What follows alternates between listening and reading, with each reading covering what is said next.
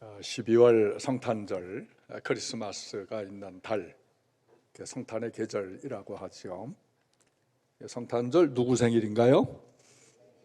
예수님 생일인 거 교회 안 다니는 분들도 다 알고 있습니다.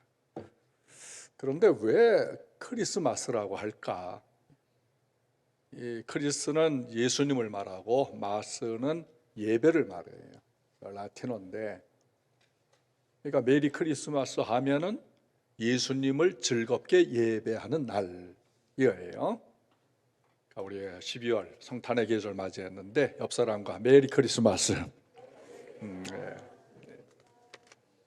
그러니까 이달 여러분 예배하면서 즐겁고 감사하면서 예수님을 높이시길 바랍니다. 26절은 여섯째 딸이라는 말로 시작을 해요. 이 사가랴와 엘리사벳이 나이 늙기까지 아이를 갖지 못했는데 아이를 잉태한 지 6개월이 되었다는 거예요. 이 시기에 하나님이 보낸 가브리엘 천사가 나사렛 동네에 사는 마리아라고 하는 천사를 찾아왔다. 그때가 여섯째 딸이다. 우리가 보통 크리스마스 하면은 세상 사람들은 누구 떠올리죠? 산타 할아버지를 떠올립니다. 이제 어린 아기들이 산타 할아버지를 기대하며 선물 받을 것을 소망하고 있는데 산타 할아버지가 진짜 있는 줄 아니? 그 거짓말이야. 이렇게 말하시면 안 돼요. 산타 할아버지 꿈깨. 그렇게 말하지 마시고요. 산타 할아버지는 하나님이 보낸 천사야. 착한 아이들에게 선물을 주시는 하나님이 보내신 천사란다. 그래서 이 정도로 설명을 해주시면 좋을 것 같아요. 마리아는 어떤 처녀일까? 27절에 다윗의 자손 요셉이란 청년과 약혼한 처녀다. 그러니까 마리아는 이 시골에서 평범하게 사는 처녀였어요. 그 마을의 목수인 요셉과 약혼을 했는데 당시 약혼은 결혼과 같아서 엄숙하게 서약을 하고 부부로 인정을 받았어요. 그런데 결혼식을 하기까지는 함께 동거해서는 안 돼요.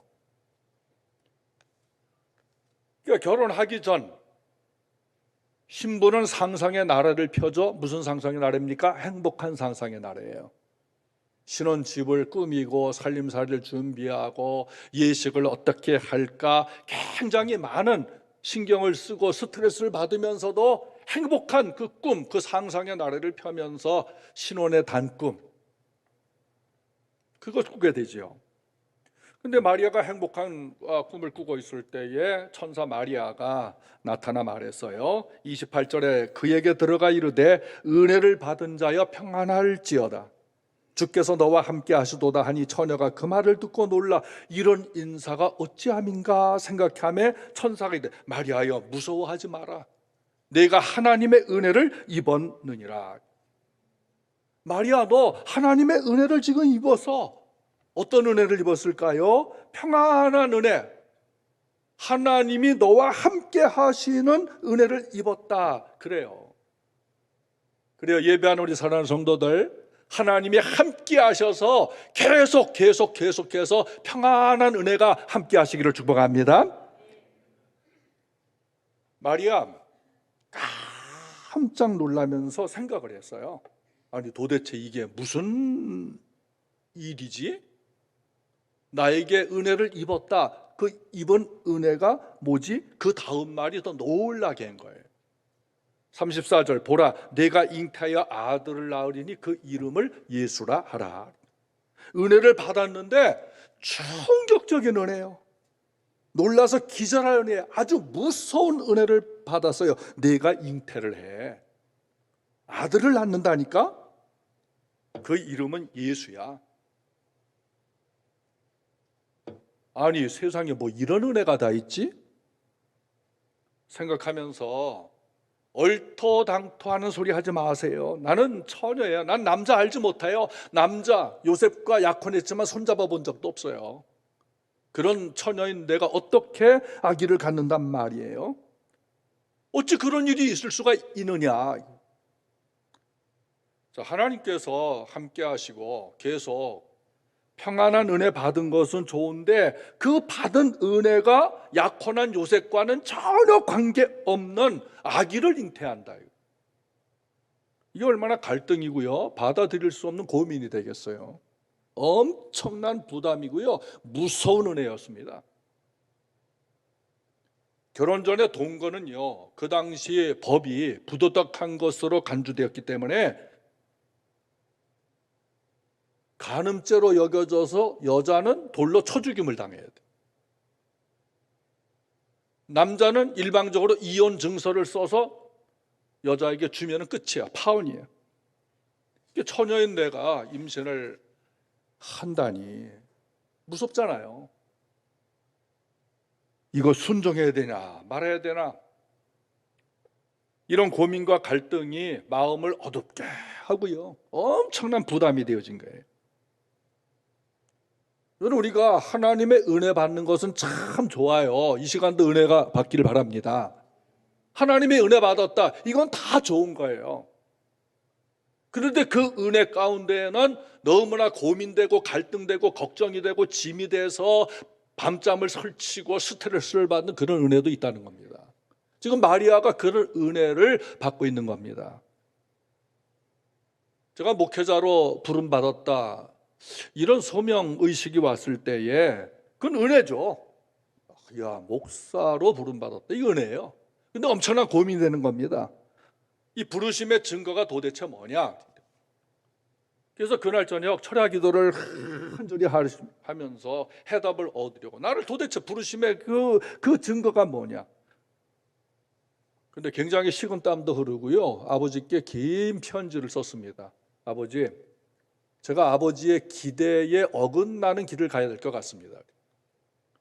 하나님께서 저를 목사로 부르셨기 때문에 아버지가 원하시는 그런 아들의 길 갈 수 없겠습니다. 근데 평소 같으면은 제가 편지를 아버지와 더불어 자주 주고받았기 때문에 길든 짧든 항상 답장을 해주셨어요. 근데 그 편지에는 답장이 없으셨어요. 제가 생각해 볼 때에 이미 마음에 허락은 하신 것인데 이 아들 말려봤자 소용없겠다. 그동안 삶의 과정을 보면서 얘는 말려봤자 그 길 가겠구나, 아마 그런 생각이 들으셨나 봐요. 그리고 오산리 금식기도원에 들어가서 장기 금식을 하면서 부르심의 확증, 그것에 대해서 기도를 했어요. 그런데 들려주는 말씀이 모두 뭐냐? 순종해라, 순종해라, 순종해라.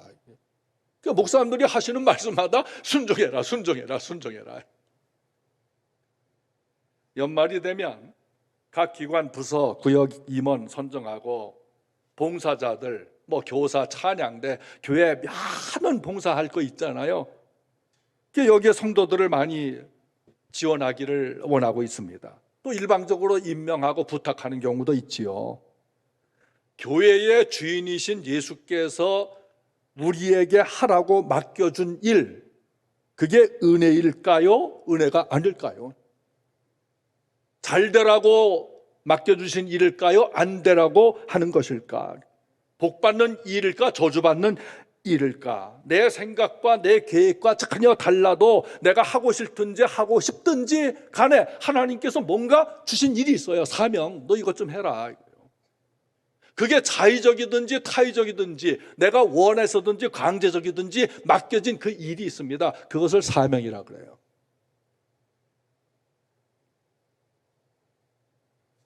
그리고 은혜입니다. 그 하나님께서 명령하셨으니까, 시켰으니까 은혜의 길이요, 복의 길이요, 잘 되는 길이요, 성장하는 길이요, 축복의 길인 줄로 믿습니다. 그것을 지금 마리아에게 요구하고 있는 거예요. 여러분, 인생을 길든 짧든 살면서 내가 원하는 일만 하고 사셨습니까? 아니잖아요. 내가 원하지 않는 것도 하면서 살았어요. 만나고 싶은 사람만 만났습니까? 그렇지 않은 사람도 만났어요. 이사야 55장 8절에 이는 내 생각이 너희 생각과 다르고 내 길은 너희 길과 다름이니라. 내 길은 너희 길보다 높으며 내 생각은 너희의 생각보다 높음이니라. 예레미야 29장 11절에도 여호와가 말씀한다. 너희를 향한 나의 생각을 너희가 아나니 평안이요 재앙이 아니야. 너희에게 미래의 희망을 주는 것이니 너희는 내게 부르짖어 내게 와서 기도하면 내가 너희의 기도를 들을 것이요 너희의 온 마음으로 나를 구하면 나를 찾고 나를 만나게 될 것이다. 이게 뭘까요? 하나님께서 자유든 강제든 맡겨주신 사명에 순종하면서 맡은 자의 구할 것은 충성입니다. 그래요. 충성을 구하는 거 어떻게 하면 잘 충성할 수 있습니까? 이걸 구할 때에 하나님 만나 주시는 겁니다. 하나님께서 감당케 하십니다. 그거 믿고 가는 거예요. 처녀 마리아를 잉태시키는 하나님의 방법이 무엇일까요? 35절에 성령이 임하시고 지극히 높으시니 하나님의 능력이 너를 덮어주실 것이다. 여기 덮는다는 말은 창세기 1장 2절에 하나님의 신이 온 이 수면을 이렇게 다니신다 그랬어요. 그 지구를 감싸는다는 뜻이거든요. 성령께서 지구를 감싸 안아 품에 안고 하나님의 말씀하신 대로 빛이 있으라, 해와 달과 별들이 있으라, 식물이 있으라, 나무가 꽃들아 피어라, 과일나무야 있으라 이렇게 말씀하시며 되어졌듯이 동일한 성령께서 마리아에게 은혜를 입게 하셨어요. 감싸주셨어요. 그리고 내가 잉태하고 태어날 아기는 거룩하신 하나님의 아들이란다. 내 친족 엘리사벳을 한번 봐. 늙어서 임신하지 못한다고 하지 아니하느냐? 누가복음 1장 7절을 보면 엘리사벳이 잉태를 못함으로 그들에게 자식이 없고 두 사람의 나이가 많더라. 이미 생물학적으로는 도무지 의학적 과학적으로 아기를 가질 수 없는 상태예요. 그 사가랴도 믿을 수가 없었어요. 직접 천사의 말을 듣고도 믿을 수가 없는 거예요. 우리 부부요 이제 늙었습니다. 포기했습니다. 이 늙음하게 무슨 애는 애입니까? 그런데요 이 사가랴와 엘리사벳 부부 사이에 아기가 생긴 거예요. 6개월이 지났어요. 이 전대미문의 사건이 당시 그 지역에 소문이 파닥했습니다. 아이 글쎄 늙은 엘리사벳과 사가랴 사이에 잉태했어. 아기를 가졌다. 그 아이가 누굽니까? 세례 요한이에요. 하나님은요 졸지도 주무시지도 아니하고 일을 하십니다. 우리를 동력자로 삼아 주셔요. 그 사역을 맡겨 주셔요. 너 이것 좀 해. 이것 좀 해라. 우리가 은혜를 받았어야 할 때는 주로 감정적이에요. 마음에 좋은 느낌을 받았을 때, 내가 듣기 좋은 말을 들었을 때 그거를 은혜 받았다. 또 내 형편에 맞는 말씀을 들었을 때 은혜 받았다. 이런 얘기를 합니다. 근데 은혜라고 하는 것은 감정적인 것뿐만 아니라 어떤 직분을 줘서 봉사하라는 이 사명을 맡겨주셨을 때 그 은혜예요. 죽은 자에게는 사명이 맡겨지지 않아요. 사명이 없다는 것은 죽은 자라는 것이에요. 행함 없는 믿음이 죽은 것 같이 사명 없는 믿음 죽은 거예요. 우리 사랑하는 성도들, 무엇이 맡겨질 때에 아멘하고 감사하고 받아들이고 순종자가 되시길 바랍니다.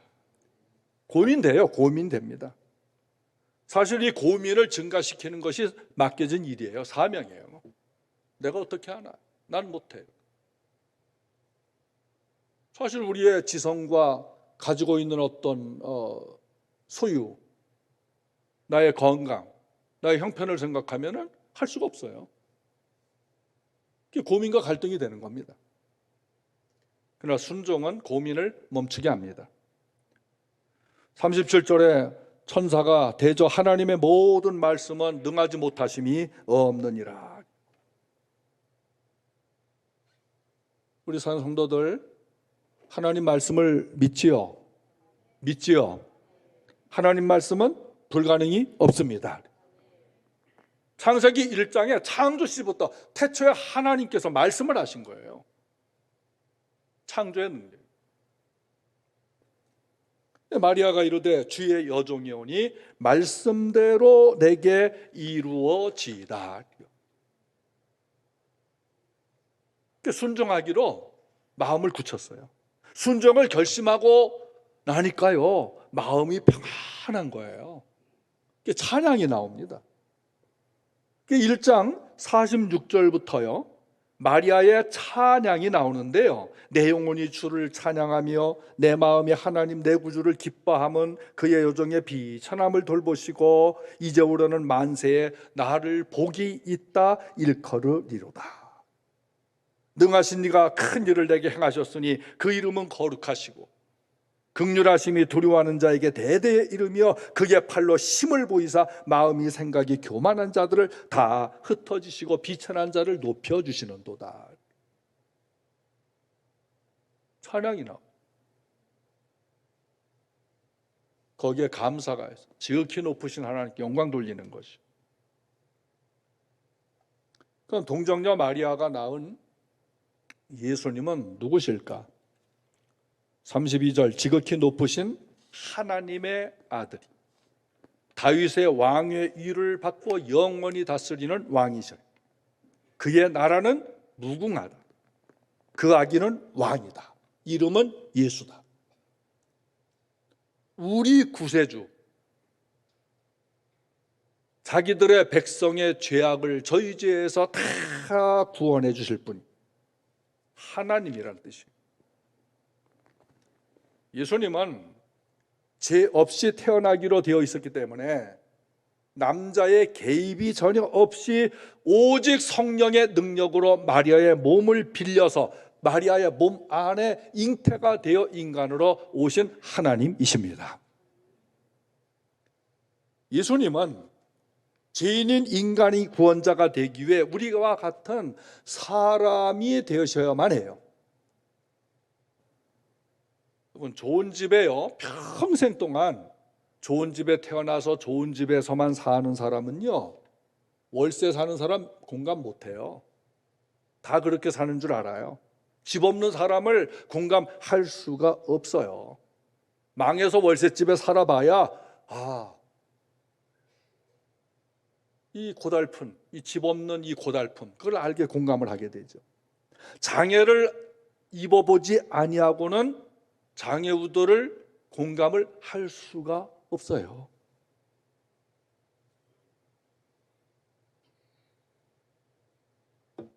저도 암 수술을 하고 나서 암 환자들을 공감을 하게 됐어요. 그 아픔과 상처를, 그 힘든 마음을, 또 가족들의 고달픔을. 여러분, 반려견 있잖아요. 반려견. 이 개에게 아주 멋진 옷을 입히고 양말을 신기고 털을 스포츠 머리처럼 짧게 깎아주고 귀걸이를 해주고 염색을 하고, 이런 반려견들을 볼 때가 있어요. 이제 제가 그런 생각을 하는 거예요. 저 주인이 저 개의 마음을 알고 저렇게 해줬을까? 개의 마음을 읽고 그 마음을 공감하고서 그걸 저렇게 해줬을까? 아무리 그 개를 좋아하고 사랑해도요, 개가 되어보지 않고는 몰라요. 자식을 낳고 키워봐야 부모의 마음을 공감할 수 있죠. 사업을 해봐야 사업가의 마음을 읽고요, 공무원을 해봐야 공무원들의 공감을 할 수 있는 거예요. 누구든지 남의 일은 쉽고 내 일은 힘든 것 같아요. 그러니까 공감을 하려면은 같은 일을 해봐야 돼. 온전한 이해, 온전한 공감, 그와 같이 되어주는 것입니다. 예수님께서 사람으로 오시지 않았다면 사람에 대한 공감이 부족하실 거예요. 이해를 못하셨을 거예요. 그럼 여기서 공감이라고 하는 것은 뭐냐? 애정입니다. 사랑입니다. 긍휼입니다. 동정입니다. 함께하는 것입니다. 그래서 하나님이 세상을 이처럼 사랑하사 그랬어요. 공감하셨어요. 아들 독생자를 주셨으니. 이거 공감해 주지 못하면 이 사람들 다 멸망해요. 저를 믿는 자마다 멸망치 않고 영생을 얻게 하려 하심이라. 인간의 몸으로 오셨기에 인간의 연약함과 질고 애환, 고통, 상처, 아픔, 슬픔, 무거운 짐 다 공감하고 죄가 없는 분으로서 죄인을 구원하시는 구원자가 되신 것입니다. 예수님은 태어나실 때 이렇다 할 집이 없으셨어요. 마구간에서 태어나시고 말구유, 말밥통이잖아요. 말구유에 그 냄새나고 더럽고 세균이 득실거리는 그 마구간에서 태어나 구유에 누워졌어요. 거지라도 자기 자식 낳아서 구유에 누이는 사람 없을 거예요. 예수님께서 나는 머리 둘 것도 없다 하시면서 그 집 없는 사람들의 애환, 그걸 공감하셨어요. 내가 사는 세계와 전혀 다른 삶을 산다고 해서 비판을 하고 죽일 놈 살릴 놈 하면 안 됩니다. 이해를 하고 긍휼을 여기고 공감해 보려고 노력하고 그를 위해서 사랑하는 기도를 하셔야 돼요. 여러분, 이 사랑하는 기도라는 것이 뭐냐? 여보 차별금지법, 동성애법 이거 반대 저도 하고 교회적으로도 하고 이렇게 하지만요, 그 자체 그런 것들을 반대하는 것이지 그거 이미 물들어버린 그 사람을 원수로 여기는 게 아니거든요. 그렇다고 목사가 동성애자가 돼서 공감할 수는 없잖아요. 그러나 마음을 가지고 그들도 돌이켜서 건강한 삶을 살아가도록, 하나님 앞에서 바른 삶을 살아가는 그런 인격체가, 그리고 구원받는 자로 살아가도록, 그걸 기도하는 거예요. 예수님은 하늘 영광에 사셨던 분이시기 때문에 이 세상의 최고의 좋은 집, 펜트하우스라 그러죠, 궁궐 같은 집에서 사는 사람들을 공감할 수 있어요.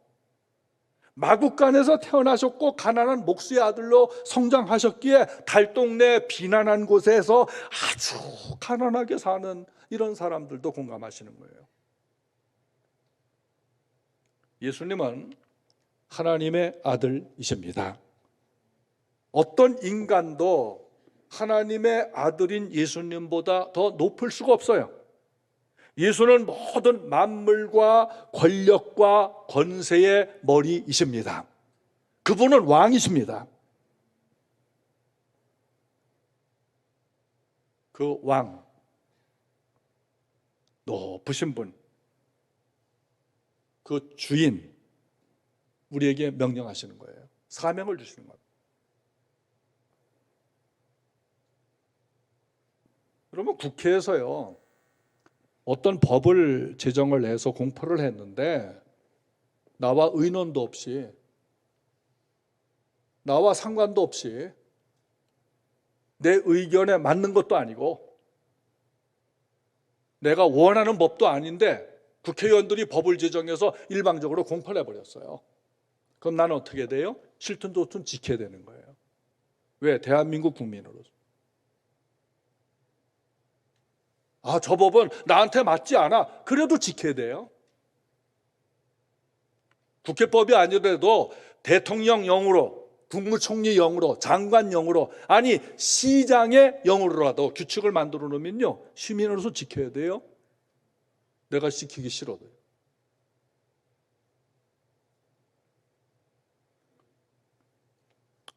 왕이시고 구세주이신 예수님께서 우리에게 뭐 좀 하자 이렇게 명령하실 수 있어요.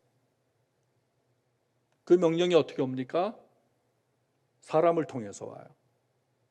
그 조직과 기관을 통해서 오는 거예요. 사회적인, 여러분 직장에서도 그렇잖아요. 내가 전혀 가기 싫은 부서인데 위에서 가라고 하는 거예요. 그런 거 있어요.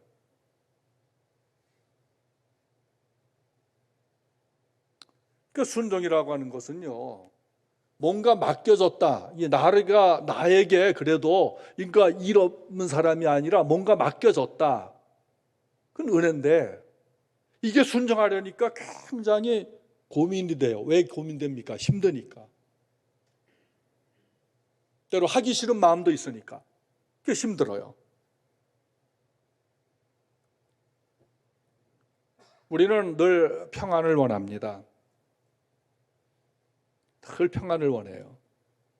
그 평안은 언제 오느냐? 순종할 때 오는 겁니다. 하라고 하는 일 불순종할 때 그거 진정한 평안은 없어요. 늘 그것이 마음의 생각. 결국 하나님 앞에 서서 다 우리가 평가받아야 되지 않겠습니까? 그러니까 순종이 습관이 되어야 하나님께 영광을 돌리는 이 순종의 생활이 습관화된, 하나님 말씀은 능치 못하심이 없다, 말씀하신 대로 내게 이루어진다. 그러니까 마리아가 그대로 받아들였습니다. 순종할 때 하나님의 인도를 경험하게 되는 것입니다.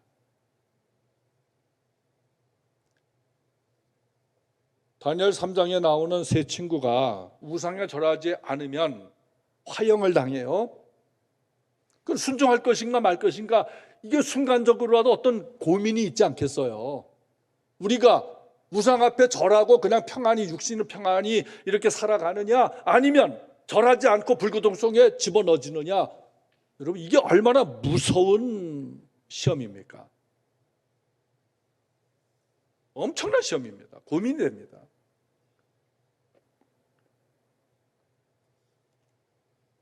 아주 간단한 문제예요. 보면은 해결 문제는 뭐 절하는 것이 뭐 어때? 이렇게 하고서 그냥 마음은 하나님 믿어, 몸은 숙여, 뭐 이 정도로 지나갈 수 있는 문제예요. 그걸 타협이라 그러죠. 그런데 그들은 절하지 않는 쪽을 선택을 했어요. 사실은 무서워요. 잡혀서 불구덩이 속에 던져졌어. 들어가기 전에 그들은 이런 말을 해요. 하나님이 구해 주시지만 그러하지 아니할지라도 우리는 우상에 절하지 않습니다. 이런 순종하기를,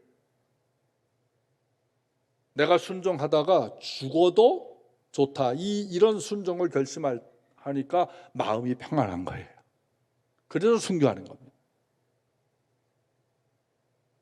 내가 어떤 삶을 살아가는데 내 삶을 거는 곳이라면, 내가 걸 수 있는 그런 좋은 사명이라면요, 그 일 하다가 하늘나라 가도 후회가 없어요.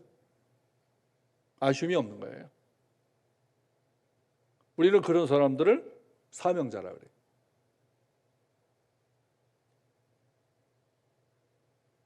그게 순종하니까 불교동에서 들어가도 편안한 거예요.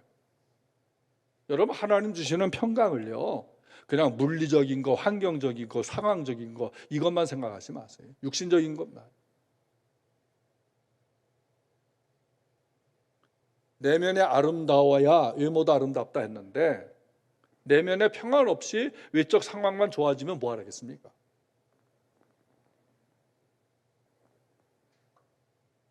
껍데기는 화려한데 속 알맹이가 없는 그런 과일 뭐 필요하겠습니까?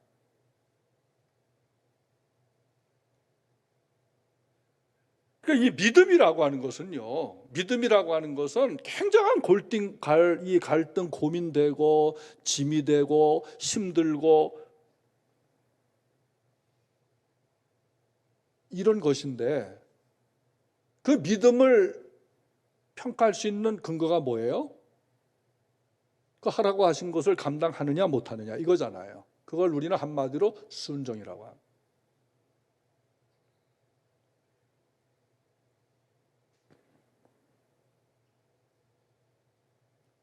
여러분, 주일 예배하지 않고 직장을 주일에도 일하는 직장을 선택한다. 어떤 사람이 그렇다 그러면 그거 편안하겠습니까? 절대 편안하지 않아요. 힘들어도요, 예배를 해야 평안한 겁니다. 그게 하나님 백성으로서요, 하나님 주신 선물이에요. 여러분, 정직하게 살면요, 이 세상에서 다 망할 것 같아요. 다 망할 것 같아요. 서울에서 사업하는, 큰 사업하는 애 친구가 있어요. 그 친구 지로는 항상 그래요. 야, 술 안 마시면 사업할 수 없어 그래요. 항상 그래요, 나한테. 그러면서 퍼마셔요. 근데 최근에 만났는데 술을 끊었대. 아니, 사업 안 된다면서. 야, 끊어도 되더라 그래요. 끊어도 되더라. 그러니까 이 순종하지 않는 것에 대한 자기 합리화를 사람들은 계속 시키면서 불순종의 길로 가고 있어요.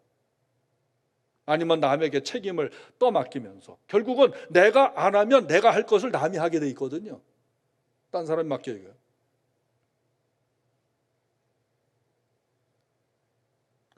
노아에게 방주 만들라고 하는, 여러분, 이 명령이요, 성경 몇 장에 써 있다 할지 단순한 게 아니잖아요. 아니, 120년 후에 될 일을 어떻게 알아요? 그 안에 죽을지도 모르는데. 너 홍수 심판이 있어. 분명히 있어. 그러면 있다는 것을 믿어야 되잖아요, 우선.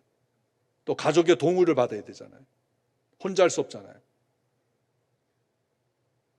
거기에 얼마나 많은 예산과 노력과 헌신이 필요합니까? 엄청난 고민입니다. 그런데 노아가 다 준행하였더라. 홍수 심판에서 구원받은 거예요. 베드로, 요한나, 야고보가 너는 나를 따라오너라. 내가 사람 늙는 어부가 되게 해줄게. 아니, 행복한 시골 갈릴리 호수에서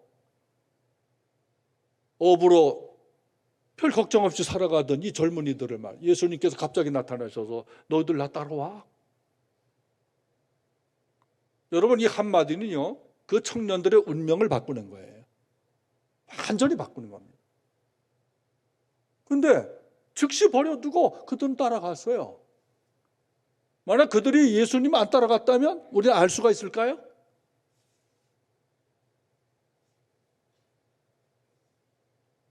아브라함, 너 고향 친척 떠나. 내가 지시할 땅으로 가라.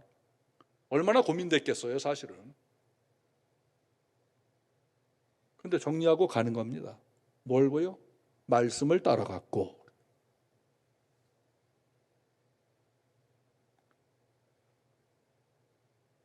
우리가 선을 행하면 내가 가지고 있는 걸 좀 나누면 나는 엄청나게 가난해질 것 같아요. 근데 그게 아니잖아요. 그래도 다 살잖아요.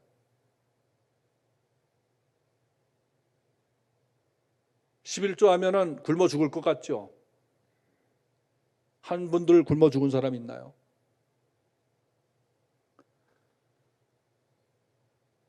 신앙을 타협하지 않으면 직장에서 쫓겨날 것 같기 때문에 신앙을 타협합니다. 타협하면은 더 마음이 무겁습니다.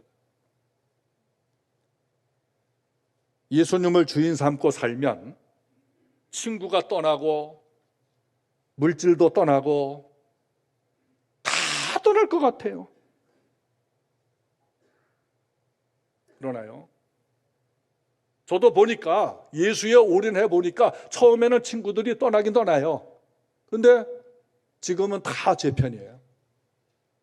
믿든 안 믿든. 왜? 인정을 받으니까. 여러분, 신앙생활 하면서 당신은 참 예수쟁이야, 믿는 사람이야, 인정받기를 바랍니다. 그 인정을 어떻게 받아요? 순종함으로 받는 거예요. 순종해보면요, 고민도 되지만 평안한 거, 그거 공감이 되죠.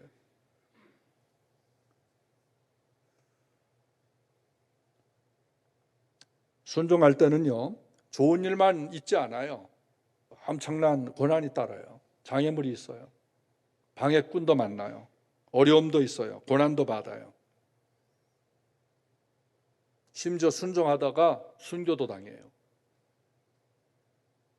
그 인생이라고 하는 것은 이 태어날 때부터 이 개인의 종말을 맞이하는 이 과정 있잖아요. 그 길이 다 달라요. 길이가. 자, 이 주어진 이 시간에 하나님께서 뭔가 나에게 사명 맡겼어요. 내가 자원해서 선택할 수도 있고 강제로 맡겨질 수도 있다는 겁니다. 도망갈 수도 있고 감당할 수도 있는 거예요.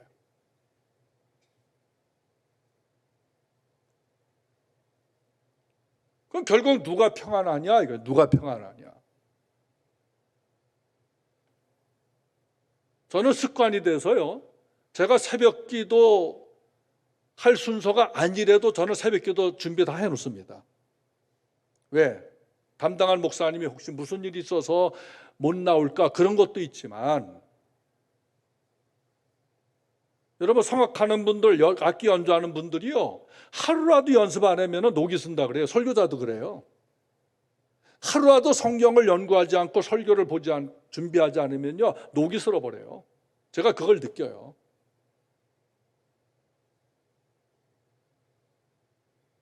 저는 전도사 시절에도요. 이거 자랑이 아니고 하나님께서 그런 애를 제게 주신 것 같아요. 오늘 담임 목사님이 안 나왔기를 기도한 적도 있어요. 왜? 내가 준비한 설교가 있으니까. 담임 목사님이 어디 가서 이날 안 오셨으면 좋겠습니다. 너무 피곤해서 잠들었으면 좋겠습니다. 그럼 제가 하는 거예요.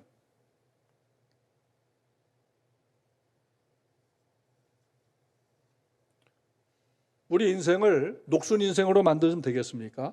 쓰임받아야죠. 쓰임받길 바랍니다. 왜 내 인생을 스스로 썩이라 그러고 스스로 녹이 슬게 만들어요? 갈고 닦아야죠. 편안하게 보내겠다고요? 여러분 짧은 인생 편하면 얼마나 편하겠어요? 가벼운 일이든지 무거운 일이든지 다 수고하고 무거운 짐인걸요. 결국 모든 사람이 하나님 앞에 가서 평점 얻는 겁니다. 또 우리가 어떻게 살아야 될까? 내가 어떻게 내 삶을 하나님 앞에 드려야 될까 생각을 해보세요.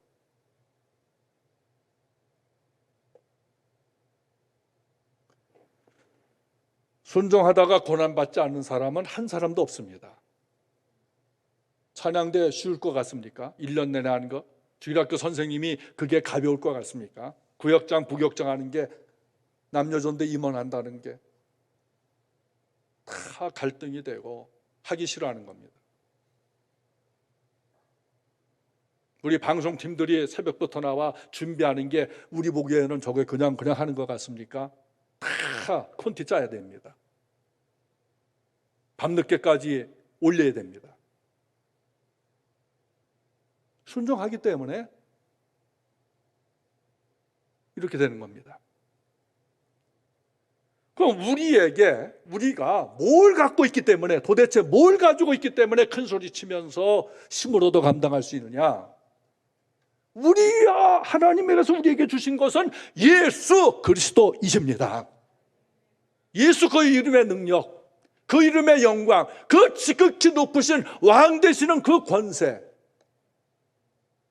성령을 통해서, 말씀을 통해서 우리에게 주신 것입니다. 마리아의 몸을 성령이 덮어주신 것 같이 교회는요, 안고 업고 감싸주셔서 그 힘, 그 능력으로 세상에 예수를 증언하게 되는 것입니다. 여러분, 교회가 뭐예요? 여러분 한 사람 한 사람이 교회예요. 여러분을 성령께서 지금 감싸주고 계셔요. 내가 너를 안아줄게, 너를 업고 간다. 이거.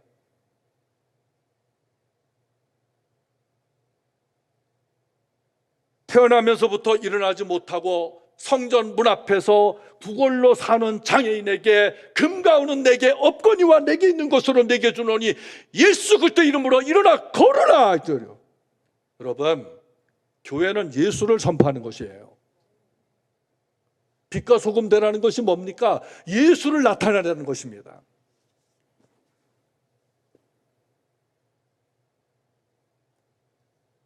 그 이름의 능력을 우리가 찾아야 돼요.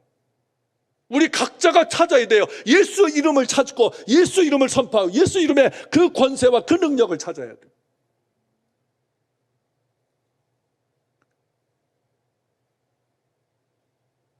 마음과 몸이 병든니 얼마나 불쌍합니까? 아파보면요 처참합니다.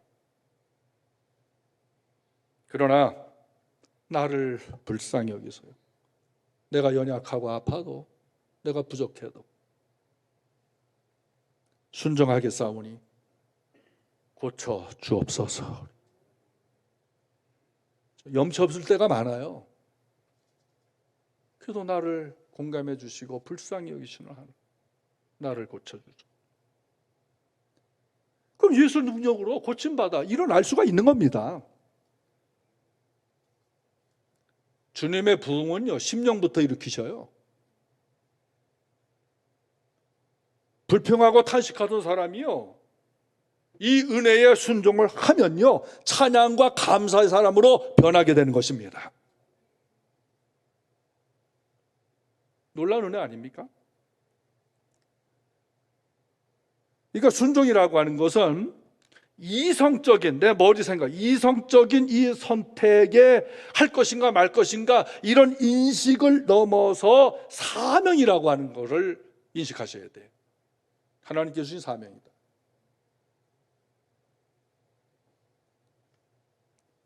육신의 생각과 영의 생각이 다르잖아요. 이성적인 면만 생각하시면 육신의 생각을 해요. 그것을 뛰어넘는 은혜, 순종을 생각하면 영적인 생각을 하게 돼. 육신적인 생각은 사망이야. 영적인 생각은 생명과 평안인 것입니다. 그래서 순종이라고 하는 것은 하나님께로 향하게 해요. 불순종은 사탄에게로 향하게 돼요. 멸망길로 가는 거예요. 불순종할 때 일시적인 쾌락과 즐거움과 안심을 하게 돼요. 그러나 그 길은 넓은 문이에요. 멸망길로 가는 거예요. 엊그제 월드컵 포르투갈과 경기, 토요일 날 어제요 어느 목사님과 식사를 하는데 이제 1대1로 1대1 이게 됐는데 이게 한 골 넣어야 우리가 이게 소망이 있는데 말이에요. 이제 그 목사님이 아마 중계를, 저는 아주 일찍부터 편안히 잤는데 1대1 되고 조마조마해가지고 하나님께 기도를 했대요. 하나님, 한 골만 더 넣어가지고 우리가 승리한다면 제가 3일 동안 금식 기도를 하겠습니다. 이렇게 했대요. 근데 고기도 끝나고 30초도 안 돼서 한 골을 넣더래요.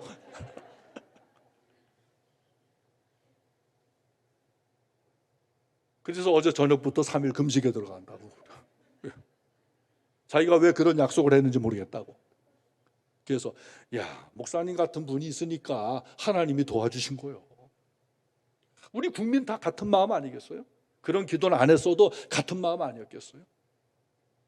이 우울하고 어둡고 행복과 즐거움이 없는 이 판에 말이에요. 그래도 16강 들어갔다. 이건 춤출 일이잖아요. 저도 너무 기분 좋아요.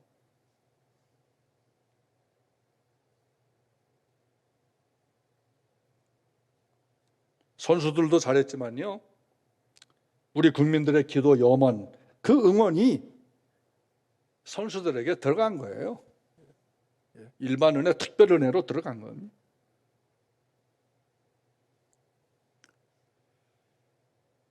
손흥민이 80m를 달려가며 그 수술한 그 분대를 벗어 던지고 달려갔을 때 뭘 생각했다 그래요? 오직 골인만 생각. 자기 몸 어떻게 되든지 간에. 여러분, 코뼈 수술한 거 그거 오래 갑니다.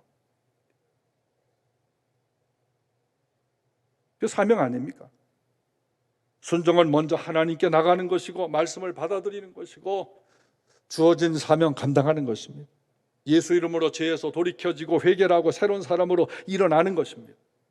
순종할 때 성장을 합니다. 순종할 때 믿음이 큽니다. 순종할 때 은혜를 받는 것입니다. 순종이 공감인 것이에요. 우리 사랑하는 성도들, 힘들잖아요. 고민되잖아요. 그럼에도 먼저 말씀에 순종하고, 여러분 타이든 자이든 누가 뭐 해달라고 할 때 같이 봉사자로서 순종해서 예수님 오심을 대망하는 이 12월을 대림절이라 그래요. 예수님 재림을 기다리는 기간이. 예수님 재림을 대망하셔서 오실 때에 잘했다, 너 참 칭찬해, 내가 너 칭찬해, 이런 평안이 있기를 예수님 이름으로 축원합니다. 아멘.